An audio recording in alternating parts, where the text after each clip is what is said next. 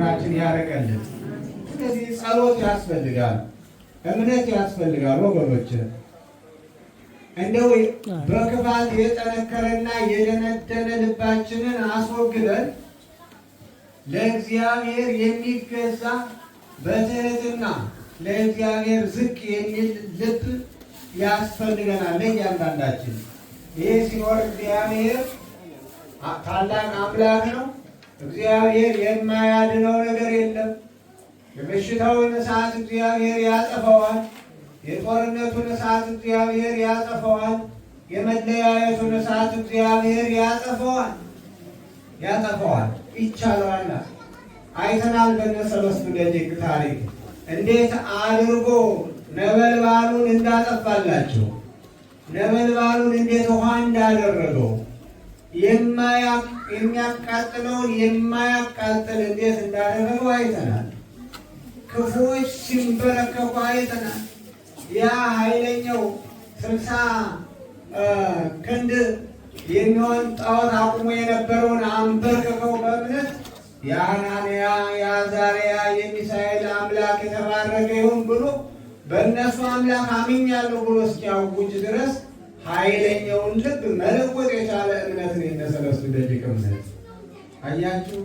ጽናት ምን ያህል ታላቅ እንደሆነ፣ መጨረሻው ፍሬው ምን ያህል ታላቅ እንደሆነ እና ኃያሉን እንዴት እንደሚያንበረክክ አዋጁን የሞቱን አዋጅ ወደ ሕይወት እንደገና አብያተ ክርስቲያናት የታጠዋ ብለው የሚያወጁትን አብያተ ክርስቲያናት ይትረሃዋ አብያተ ክርስቲያናት ይከፈቱ ብለው እንደገና በእነሱ አምላክ አምኛለሁ እስኪል ድረስ መልአኩ ቅዱስ ገብርኤል ከዚያ በኋላ ናቡከደነፆር ምንድን ነው ያደረገ?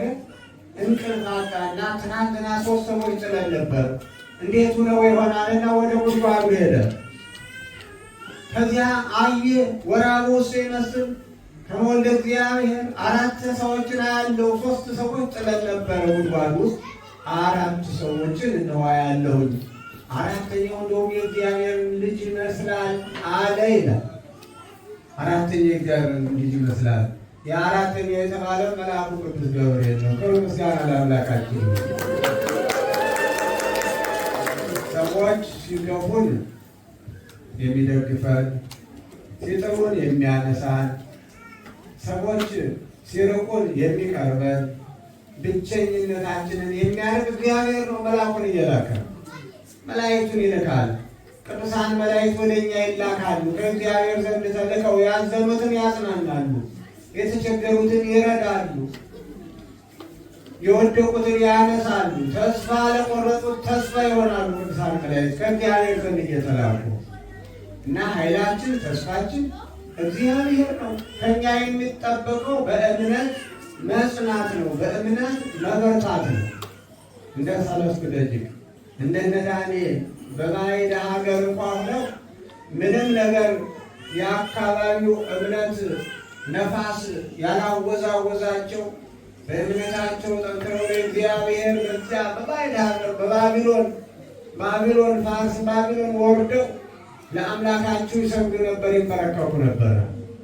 ሰው አየን አላየን ምናቸውም አልነበረም። ምክንያቱም የሚያመልኩትን አምላክ ያውቃሉ። የሚያመልኩትን አምላክ የሚያሳፍር አይደለም። እሳቱን የሚያጠፋ የነበልባሉን የሚያጠፋ የፈለውን ውሃ የሚያቀዘቅዝ አምላክ ነው። ባህር ከፍሎ የሚያሻግር አባቶቻቸውን ባህር ከፍሎ የኤርትራን ባህር ከፍሎ ያሻገረ አምላክ ነው የሚያመልኩት፣ ሌላ አይደለም። የዮርዳኖስን ባህር የከፈለውን አምላክ ነው የሚያመልኩት። የኢያሪኮን ግንብ በድምፅ ብቻ እንዲፈራርስ ያደረገውን አምላክ ነው የሚያመልኩት። የሚያመልኩት ሁሉን ቻይ የሆነ ከሰማይ መና እያወረደ የሚመግበውን ከአለት ላይ ውሃ እያፈለቀ የሚያጠጣውን አምላክ ስለሆነ የሚያመልኩት ያውቁታል። ስለዚህ ልባቸው ጽኑ ነው። የሳሙኤል እናት እንደተናገረችው ልቤ በእግዚአብሔር ጸና አለች። ልቤ ጽኑ ነው አለች በእግዚአብሔር። ዛሬ የእያንዳንዳችን ልብ ትንሽ ፈተና ሲደርስብን ትንሽ እሳት አይደለም እሳት ትንሽ እንኳን አንድ ሰው ወይም ከገፋው ምን ካለው ከቤተክርስቲያን መራቅ ከዚህ በኋላ ወደዚህ አልደርስም ከዚህ በኋላ እነዚህ ጋር አላመልክም አይደል የምንለው እኛ። በትንሽ ፈተና ምን ያህል ትንሽ ነገር ምን ያህል እንደምንበሳጭ ምን ያህል እንደምትበሳጩ ራሳችሁን እዩት፣ ራሳችንን እንመርምር። አያችሁ ክርስትና ቀላል ነገር አይደለም። ፈተና ነው። በፈተና ማለፍ ነው። በፈተና ማለፍ ይጠይቃል። ቅዱሳን እኮ ቤተክርስቲያናችን ቅዱሳን ብላ ሰማዕታት ብላ የምታከብራቸው እኮ በፈተና ያለፉትን እኮ ነው። እንደው ዝም ብሎ በሎተሪ የሚገኝ ስም አይደለም። እንደኛ ዝም ብሎ የተሰጠ አይደለም። እውነቴን ነው የምነግራችሁ። በእሳት ውስጥ አልፎ ነው፣ በውሃ ውስጥ አልፎ ነው። ነቢዩ ኢሳይያስ በውሃ ውስጥ ብታልፍ አያሰጥምህም፣ በእሳትም መካከል ብታልፍ አያቃጥልህም፣ እግዚአብሔር አምላክህ ይጠብቅሃልና ይላል። ጠባቂ እግዚአብሔር ስለሆነ ጠባቂ የማያንቀላፋ የማይተኛ የማይደክም ስለሆነ እሳቱም አያቃጥልህም፣ ውሃውም አያሰጥምህም ነው። ዛሬ ይሄ ታሪክ ነው የተፈጸመው። አያችሁ፣ እሳቱ አላቃጠላቸውም፣ ጠለሸቱ አላረፈባቸውም። ለምን? እምነታቸው ጽኑ ነዋ። እግዚአብሔር ከእነሱ ጋር ነበረ። ኋላም ይትባረክ እግዚአብሔር አምላከ እስራኤል እያሉ አመሰገኑት። ስቡሕን ወልዑል ለዓለም ለዘላለም ምስጉን የሆነ እግዚአብሔርን አመሰገኑት። እሳቱ አላቃጠላቸውም። እና የተወደዳቸው ምዕመናን ቅድም የዘረዘርናቸው ፈተናዎች ሁሉ እሳቶች ናቸውና እነሱን ሊያጠፋ የሚችለው አምላካችን እግዚአብሔር ስለሆነ እኛ በእምነት መጽናት፣ በፍቅር መኖር፣ በሰላም መኖር ያስፈልጋል። እግዚአብሔር ፍቅር ነው። እግዚአብሔር ሰላም ነው። አያችሁ፣ እንደዚህ ብሎ እምነት ብቻም አይደለም። እነዚህ ከሌሉ መልካም ስራ ከሌለ እምነት ብቻውን ዋጋ የለውም። እነዚህ ልጆች እንኳ ሁሉንም አስተባብረው የያዙ ባህላቸውን፣ ስርዓታቸውን፣ ሃይማኖታቸውን እንደገናም ደግሞ ታዛዥነትን በባዕድ ሀገር ይሄ ባዕድ ንጉሥ ነው ሳይሉ ያለ ልግመት ይሰሩ ነበር፣ ያገለግሉት ነበረ። ናቡከደነፆርን ያገለግሉ ነበር። አያችሁ፣ እግዚአብሔርን አላሳፈራቸውም። በስራቸው ውጤታሞች ነበሩ ይላል። ልግመት የሌለበት ስራ ይሰሩ ነበር። ይሄ ለሀገራችን አይደለም ብለው አልደገሙ።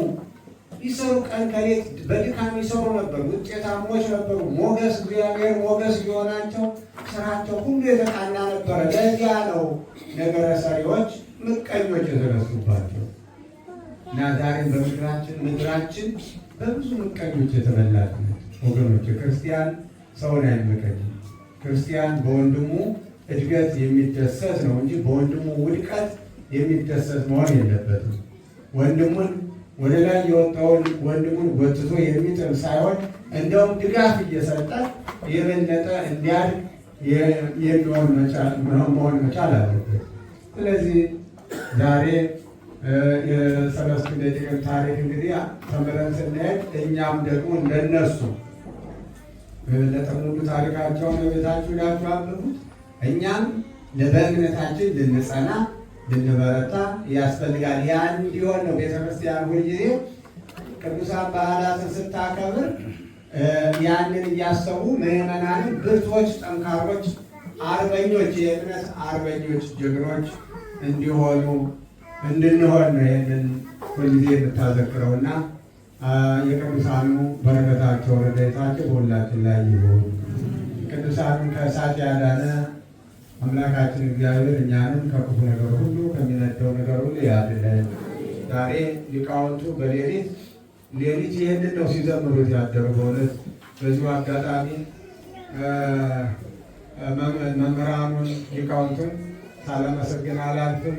ከማታ ጀምሮ ብቻቸውን እዚህም ሲዘምሩ ሲያገለግሉ እግዚአብሔርን ሲያመሰግኑ ያደሩትና አምላከ ቅዱሳን የአናንያ የአዛርያ የሚሳኤል አምላክ የዳንኤል አምላክ አስበ መምህራንን ያድልልን፣ በረድኤቱ ይጎብኝልን።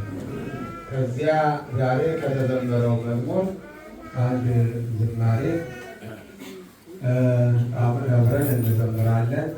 ውጭ ዝናብ ስለሆነ ነው ያደረግናቸው። እንግዲህ እስኪ ለጊነት አንድ መዝሙር እንዘምራለን።